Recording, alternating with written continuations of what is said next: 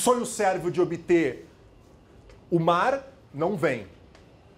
Só que tem um ponto importante. Durante a Primeira Guerra Balcânica, quem conseguiu expulsar os otomanos de várias regiões da antiga Macedônia turca foram os sérvios. Os búlgaros imaginavam que o que sobraria de região para repartir seguiria o protocolo que os dois assinaram secretamente. Só que as áreas que supostamente ficariam com a Bulgária, de acordo com esse protocolo, foram libertadas pelo exército sérvio. E o exército sérvio, vendo o fim do sonho de um acesso para o mar, decide não sair das áreas supostamente a serem dadas para a Bulgária e acertadas na própria Conferência de Londres.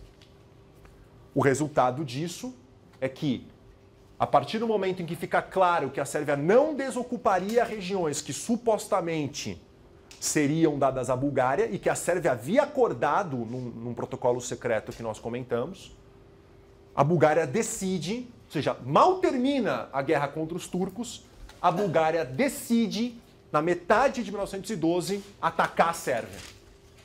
Ou seja, nem 6 meses após o término do primeiro conflito de expulsão dos turcos, inicia-se outro, agora entre os países balcânicos, pelos espólios da guerra. O interessante é que, a partir do momento que a Bulgária ataca a Sérvia, outros países da Península Balcânica utilizam o momento para obter territórios da própria Bulgária e atacam a Bulgária. A Bulgária, então, vê-se lutando contra Romênia, Grécia, Sérvia e os próprios turcos entram na guerra contra a Bulgária. O resultado desse segundo conflito, que eu não posso me estender para não confundi-los, né, excessivamente, o resultado desse conflito, e para nós isso é muito importante, eu já vou mostrar o mapa, é que há um enorme engrandecimento da Sérvia, apesar da Sérvia não ter acesso para o mar. Grécia cresce bastante, Romênia cresce bastante, Bulgária também cresce, mas como perde muitos territórios em razão da Segunda Guerra Balcânica, evidentemente que a Bulgária cresce num patamar e numa proporção muito menor. Quem conhece um pouco a história do século XX de maneira um pouquinho mais profunda, e sobretudo os alinhamentos no continente europeu ao longo do século XX, sabe muito bem do papel que a Bulgária vai ter no contexto do entreguerras e no contexto da Primeira Guerra, entreguerras e Segunda Guerra Mundial. E a gente vai discutir isso. E é interessante perceber que o papel que a Bulgária vai ter, no caso da Primeira Guerra, ligada à Áustria-Hungria, ligada à Alemanha, no caso da Segunda Guerra, aliada à Alemanha nazista, Itália fascista, em parte é uma resposta aos desenvolvimentos da Segunda Guerra Balcânica, que a Bulgária sai absolutamente humilhada e com uma perda territorial impressionante. Para a gente conseguir visualizar, esse é um mapa. Vocês vão perceber que eu utilizo com frequência, esse é um atlas francês, né, que eu acho muito interessante, depois eu vou passar a indicação bibliográfica para vocês. Se eu não me engano, ele tem aqui na biblioteca da FEFELESH. Tá? Então, o que esse atlas, esse mapa em particular aqui da Península Balcânica pós-guerras balcânicas nos mostra? A linha em verde aponta para a antiga possessão turca na Península Balcânica. A linha em verde. Você percebe o tamanho da Macedônia turca, uma área realmente substancial. Aqui em roxo você vê a Grécia e o quanto a Grécia cresceu pós-guerras balcânicas. E o que está tracejado aqui de laranja eram áreas da Bulgária que a Grécia toma na Segunda Guerra Balcânica. Esse azul, esse verde piscina, que seja, né, é a Sérvia. Olha o que acontece com a Sérvia. A Sérvia dobra de tamanho. Aumenta a população sérvia em mais de 60%, mas sem o acesso para o mar. Aqui você tem a Romênia, aqui em cima, que pega uma parte do norte da Bulgária. Aqui você tem o antigo Império Turco, que inclusive recupera um pouco de territórios que ele havia perdido na Primeira Guerra Balcânica, também para a Bulgária. Aqui você tem Montenegro e, por fim, em amarelo, você tem a Albânia. e essa região aqui, ó, fronteiriça entre Sérvia e Albânia, muito complicada em razão de áreas albanesas que ficam com a Sérvia. Kosovo um exemplo, mas não a única. Então este é o mapa dos Balcãs pós-Segunda Guerra Balcânica e que é o mapa que estará em voga no período exatamente pré-Primeira Guerra Mundial. Eu preciso fazer mais um comentário sobre o contexto do final das guerras balcânicas antes de passar para a quinta e penúltima crise. Preciso fazer mais um comentário. No contexto das guerras balcânicas, há uma mudança de política externa crucial em Paris. Vocês lembram da posição da França durante a Guerra da Bósnia? Qual que foi a posição francesa que nós comentamos durante a guerra, não, durante a crise da Bósnia de 1908 e 1909? Que se a Rússia fizesse uma intervenção nos Balcãs, essa intervenção não seria vista como um casus foederis, ou seja, um caso para aliança. A França não entraria na guerra em apoio à Rússia se a Rússia fizesse uma intervenção nos Balcãs. Ou seja, a França deixando bem claro que a aliança entre as duas não envolvia um ataque russo em apoio à Sérvia nos Balcãs. Durante esse contexto das crises que envolvem Itália e Império Turco e as guerras balcânicas, a política externa francesa dá uma guinada brutal. Uma guinada que começa nas urnas, na verdade. Há um movimento de, digamos, de indireitização, um movimento mais nacionalista, mais belicista, que se reflete nas urnas e permite a ascensão de um político muito importante na nossa história, chamado Raymond Poincaré, que inicialmente vai ser primeiro-ministro e ministro das Relações Exteriores da França, inicialmente entre 1912 e 1913, e posteriormente, 1913 para frente, vai ser presidente. Ele é o presidente da França quando a guerra eclode. Eu digo, a Primeira Guerra Mundial eclode. Poincaré, ele reflete uma posição política. Ele não está sozinho, mas ele reflete uma posição política muito importante, que é a seguinte: a segurança nacional francesa depende de uma ligação estrita com a Rússia, de uma ligação muito próxima com a Rússia. E a Rússia, numa eventualidade de uma guerra, se de fato eclodir uma guerra envolvendo a Alemanha, nós vamos conseguir trazer força máxima da Rússia para o nosso lado se a Rússia iniciar a guerra com aquilo que é mais importante e mais interessante para ela, que é o quê? Que são o quê? Os Balcãs.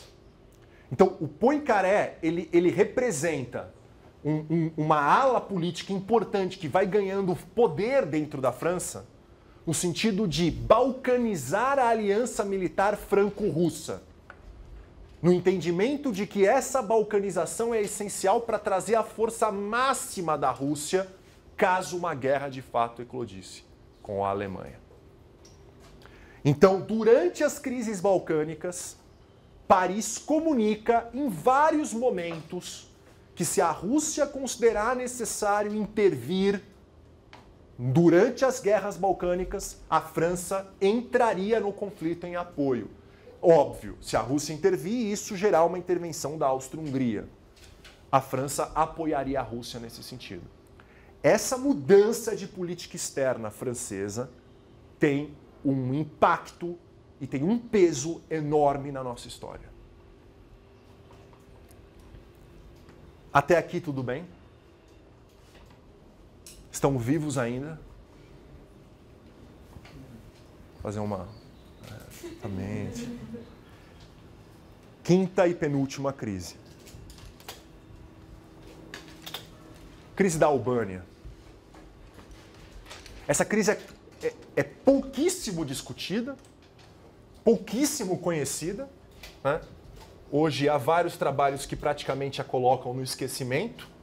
Estou apagando aqui, mas imagino que vocês já tenham anotado o que é mais relevante. Mas é uma crise crucial para a nossa história. E crucial para a gente entender o momento pré-1914. O que ocorre, né, depois das guerras balcânicas é que existe uma tensão muito grande entre Sérvia e Albânia.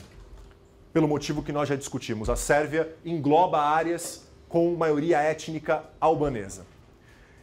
E no contexto da Conferência de Londres, a Sérvia assegura que ela permitiria livre passagem de bens e de mercadorias entre essas regiões da Albânia e agora da Sérvia, mas de maioria albanesa. Inclusive, livre passagem de pessoas, porque muitos tinham familiares vivendo agora na Sérvia, outros com contatos na nova Albânia, mas vivendo na Sérvia. Então a Sérvia, ela recebe áreas de maioria étnica albanesa, mas ela garante um respeito do ponto de vista comercial entre essas regiões, inclusive fluxo de pessoas. Só que essa é a promessa. A prática não é esta. Isso gera tensões que vão levantar e vão fazer eclodir movimentos de contestação na Albânia e mesmo em áreas albanesas dentro da Sérvia contra a atuação do governo sérvio. Até que dessas contestações surge um movimento guerrilheiro albanês nas áreas fronteiriças. Esse movimento guerrilheiro albanês, em meados de 1913, é a justificativa perfeita que Belgrado utiliza para intervir militarmente na Albânia, entrar dezenas e dezenas de quilômetros dentro do território albanês, em desrespeito às determinações, né, da Conferência de Londres, que é uma conferência de todas as grandes potências.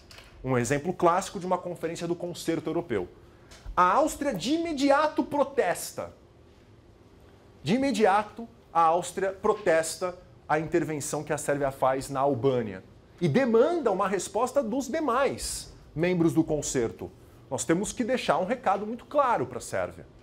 Se vocês não recuarem militarmente, os países do Concerto vão ter que atuar conjuntamente contra esta agressão, contra um Estado soberano, visto e considerado como soberano por todos os signatários da Convenção de Londres.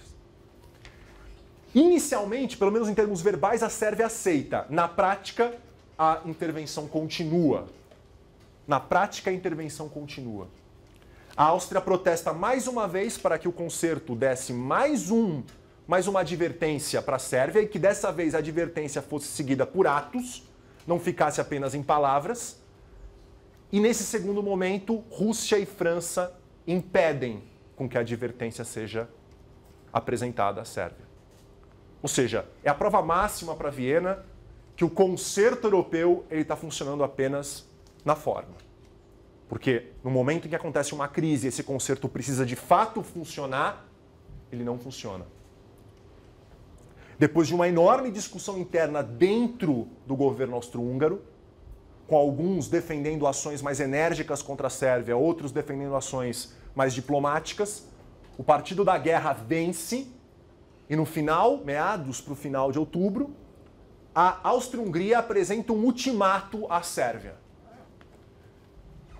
Belgrado tem 8 dias para sair do território albanês. Se a evacuação do território albanês não ocorrer, a Áustria-Hungria teria que atuar, né, e chegar às últimas consequências para fazer valer um acordo internacional que garantiu soberania à Albânia. Quando o ultimato foi apresentado, 2 dias depois a Sérvia saiu do território albanês. Qual é a consequência dessa crise que é pequena, parece pontual, não gerou grandes consequências do ponto de vista, né, militar, mas para nós é extremamente importante por qual motivo? Número 1, porque deixou muito claro que o concerto europeu não funciona. Número 2, porque deixou claro que a diplomacia da força de fato vale a pena. Vale a pena agir unilateralmente, vale a pena apresentar um ultimato que você consegue, no caso da Áustria-Hungria, uma vitória diplomática imediata e importante numa área estratégica. E terceiro ponto, o Partido da Paz que existia dentro do governo austro-húngaro, liderado, pasmem, pelo herdeiro Francisco Ferdinando, o Partido da Paz perde enorme espaço a partir disso aqui. Porque toda a argumentação de que um ultimato poderia gerar uma crise internacional caso a Sérvia não aceitasse, isso poderia trazer a Rússia para o conflito e tudo aquilo que vocês já sabem que é o que vai acontecer em junho, julho de 1914, tudo isso vai se derreter diante de uma vitória diplomática tão importante quanto a Áustria-Hungria conseguiu, depois de meses de tentativas de soluções diplomáticas, levantando o concerto europeu, mandando advertências para Belgrado, advertências que eram recebidas, ditas que seriam implementadas, mas não eram implementadas. E em 8 dias, na verdade em 2 dias após o ultimato, a situação foi resolvida. Então essa crise, particularmente, é uma interpretação muito minha, né? Há alguns autores que dão importância, outros que praticamente passam batido. Eu a considero, junto com alguns outros historiadores, mas não é unânime, não é consensual, como um elemento importante nesse processo histórico do período pré-Primeira Guerra Mundial. Por fim, o estopim. O estopim é o assassinato do Francisco Ferdinando, do herdeiro do trono austro-húngaro, né, o famoso assassinato que leva ao início da guerra no final de junho. Né, ele é assassinado, a guerra vai explodir mesmo no final de julho, um mês depois. Tá? Primeira coisa importante sobre esse ato que eu queria comentar com vocês refere-se à figura do próprio Francisco Ferdinando. Como eu disse em aulas anteriores, há um certo movimento, né, um grupo de estudiosos que tende a olhar para o assassinato do Francisco Ferdinando como um episódio pequeno, como um estopim de uma guerra que já estava programada e muito clara, inevitável, digamos assim, por questões e estruturas inevitáveis. Cresce entre estudiosos hoje a perspectiva de que, claro, há questões muito profundas, mas o assassinato não foi algo pequeno, não foi algo menor. E um dos motivos do porquê ele não foi algo menor tem a ver com a figura do próprio Francisco Ferdinando. Quem ele era, o que ele representava dentro do Império Austro-Húngaro. E o porquê o assassinato dele é um divisor de águas importantíssimo para a história do Império Austro-Húngaro.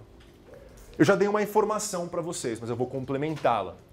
O Francisco Ferdinando, sistematicamente, em todas as crises que nós analisamos, há apenas uma indicação de um momento durante as guerras balcânicas que ele cede e acaba admitindo que só uma mobilização militar poderia resolver o problema.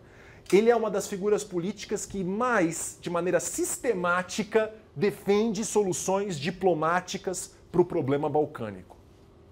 E uma aproximação com a Rússia, diálogos com a Sérvia e assim consecutivamente.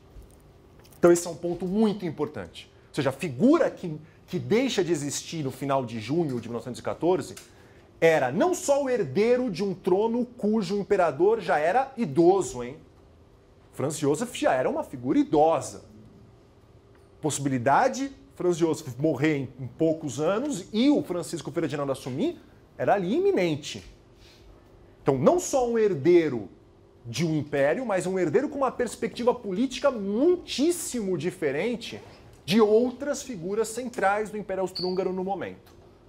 Agora, tem um outro aspecto do Francisco Ferdinando que é pouco discutido e que eu acho que vale muito a pena a gente refletir, que é o projeto político que ele tinha para a Áustria-Hungria. Ele havia percebido, e não era só ele, não dá para individualizar esse projeto, ele representa, digamos assim, alas, né, dentro da estrutura política austro-húngara pró-projeto que eu vou agora descrever rapidamente. Ele havia percebido que havia limites para essa contenção de nacionalidades dentro do Império Austro-Húngaro. E de que a sobrevivência a longo prazo de Viena dependia muito de um início de um processo de descentralização política, de distensão política dentro do Império. Em particular no que se refere aos eslavos. Em particular no que se refere ao sul do Império Austro-Húngaro, aos bósnios, aos croatas, aos eslovenos. Ou seja, dar liberdade para essas nacionalidades, para essas etnias, Tanto que alguns chamavam o projeto do Francisco Ferdinando de o projeto da monarquia triádica.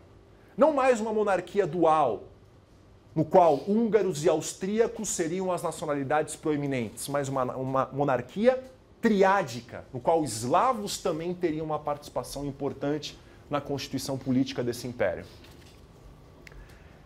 Vocês percebem, portanto, o impacto que é uma figura que sistematicamente defendia soluções pacíficas para os problemas balcânicos e que tinha uma perspectiva política de integração de nacionalidades dentro do Império Austro-Húngaro, o desaparecimento dele, o impacto que isso gera em termos políticos. Inclusive para os rumos e para as ações que a Austro-Hungria tomará após a morte dele, evidentemente.